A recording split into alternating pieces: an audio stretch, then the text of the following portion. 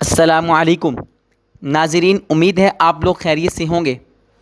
آپ قدرت کی تخلیق پہ قربان جائیے کہ قدرت نے کیسے کیسے جانور پیدا کیے ہیں۔ آپ ذرا اس ریچھ کو دیکھ لیجئے۔ یہ ریچھ بھی ایک ریچھ کی قسم ہے جو بحر منجمد شمالی اور اس کے اطراف میں پائی جاتی ہے۔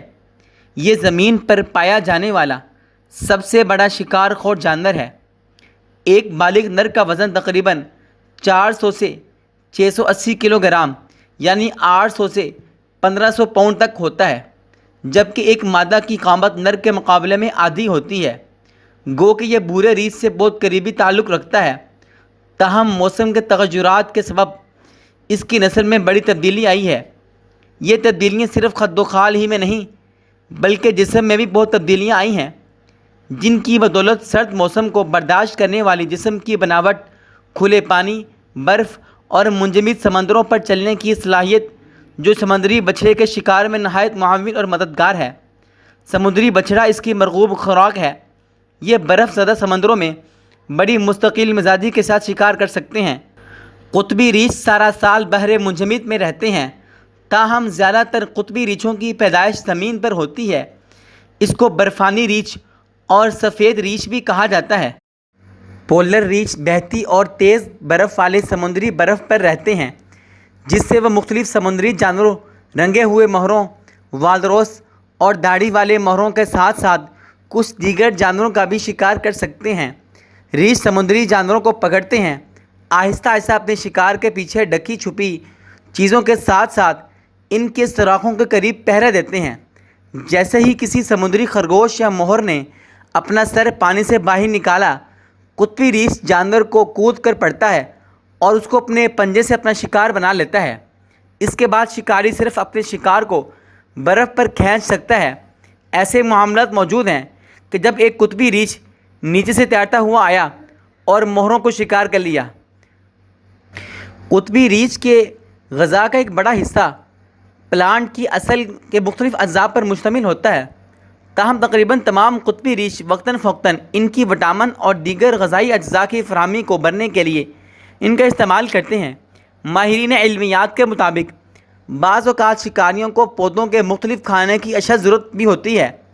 ایک اصول کے طور پر موسم خزاں میں وہ خوشی سے بیری، اناج، سیب، سبز، مختلف جنگلی پودوں جیسے سوریل اور ساتھ ہی مسس اور لائچن بھی کھاتے ہیں۔ قطب شمالی کے سفید ریچھ بڑھتے ہوئے درجہ حرارت کی وجہ سے خوراک کی کمی سے نمٹنے کے لیے خود کو ڈال نہیں پا رہے۔ سائنسدانوں کا خیال تھا کہ یہ جانور شکار نہ ملنے پر جبلی طور پر ایک طرح سے بے حس و حرکت ہو جاتے ہیں، لیکن نئی تحقیق کے مطابق نسبتاً گرم حالات میں جب خوراک کم ہوتی ہے تو ریچھ فاقے کرتے ہیں۔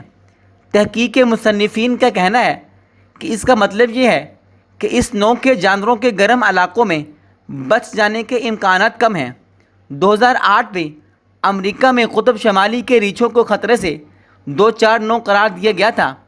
اس وقت محکمہ داخلہ کے سیکرٹری نے کہا تھا کہ سمندری برف میں ڈرامائی کمی ریچھوں کے لیے سب سے بڑا خطرہ ہے۔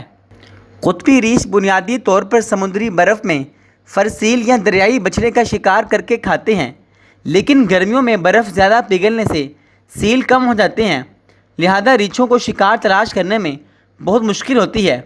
کچھ تحقیق کار کہتے ہیں کہ قطبی ریچھ کم خوراک کے باعث کم توانائی سے نمٹنے کے لیے اپنے اندرونی نظام کی رفتار سست کر لیتے ہیں، لیکن سائنسدانوں نے الاسکا کے شمال میں واقع سمندر میں ایک خطرناک اور مہنگے آزمائشی منصوبے کے ذریعے، جس میں جدید ساز و سامان استعمال ہوا اور 2 درجن سے زیادہ ریچھوں پر مختلف آلات نصب کیے گئے، یہ نتیجہ نکالا کہ گرمیوں میں ریچھوں کا اندرونی نظام سست نہیں ہوتا۔ ان کا کہنا تھا کہ خوراک نہ ملنے پر ریچھ بھوکے رہ کر گزارا کر لیتے ہیں۔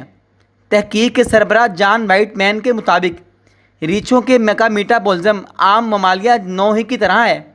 اگر ہمیں خوراک کم ملے تو کچھ ہفتوں بعد ہمارا ڈیٹا بھی ویسا ہی ہوگا جیسا کہ ریچھوں کا۔ گو کہ ریچھ خوراک کے معاملے میں شاید اپنے آپ کو نہیں بدل سکتے، لیکن ٹھنڈے پانی میں تیرنے کے لیے وہ اپنے اندر بہت زیادہ تبدیلی لا سکتے ہیں۔ ریچھ عارضی طور پر اپنے جسم کے مرکز کے انتہائی بیرونی حصے کو بہت زیادہ ٹھنڈا ہونے دیتے ہیں، جس سے جسم کی انتہائی اندرونی حصے میں واقع اعضاء محفوظ رہتے ہیں۔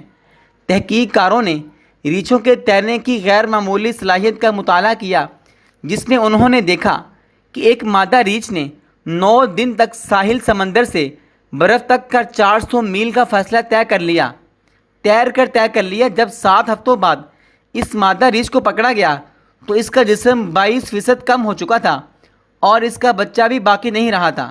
جان وائٹ مین کا کہنا ہے کہ ہمیں ریچھوں کے برفانی پانیوں میں تیرنے کے لیے خود کو حالات کے مطابق ڈھالنے کی زبردست صلاحیت کا پتہ چل گیا ہے، لیکن میں نہیں سمجھتا کہ ریچھوں کی خود کو ایسے ڈھالنے کی صلاحیت ان کی قسمت کا فیصلہ کرنے میں اتنا بڑا کردار ادا کرے گی جتنا کہ شکار کے مواقع کم ہونا کرے گا۔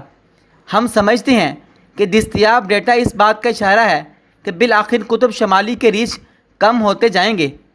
قطبی ریچھ عام طور پر گھومتے ہیں اور برف میں گڑھے کھودتے ہیں، ہوا کے ساتھ اپنی پیٹھ کے پر سوتے ہیں۔ آرام کے لیے یہ ریچھ اپنے پھیلے ہوئے پنجوں میں سے ایک کو تکیے کے طور پر استعمال کرتے ہیں۔ انسانوں کی طرح قطبی ریچھ پہلے زمین کو چھوتے ہوئے اپنے پیروں کے تلووں پر چلتے ہیں۔ دوسرے ریچھوں کی طرح یہ بھی اپنے پچھلے پیروں پر کھڑے ہو سکتے ہیں اور مختصر فاصلے تک سیدھا بھی چل سکتے ہیں۔ ناظرین، چونکہ یہ ریچھ برف پر رہتا ہے، اس لیے اللہ تعالیٰ نے اس کے لیے انتظامات بھی کیے ہوئے ہیں۔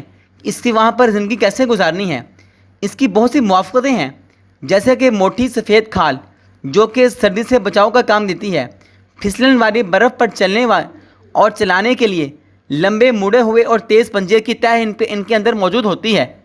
ناظرین، کئی ایسے واقعات سامنے آئے ہیں، ویڈیوز میں دیکھا گیا ہے کہ برفانی ریچھ سمندر کے اندر سے تیرتے ہوئے فر سیل کو اور ایسے ہی دریائی بچے کو پکڑ کر اس کو کھینچ کر لے کے آیا اور اس کا شکار کیا، اس کو کھا لیا۔ ناظرین، یہ تھی آج کی ہماری ویڈیو برفانی ریچھ، قطبی ریچھ، پولر ریچھ کے متعلق۔ اگر آپ کو ہماری ویڈیو اچھی لگی ہو، آپ اس ویڈیو کو لائک اور شیئر کر دیجئے، ہمارے اس چینل کو سبسکرائب کر دیجئے۔ ملتے ہیں ایک اور ویڈیو کے ساتھ، تب تک کے لیے اللہ حافظ۔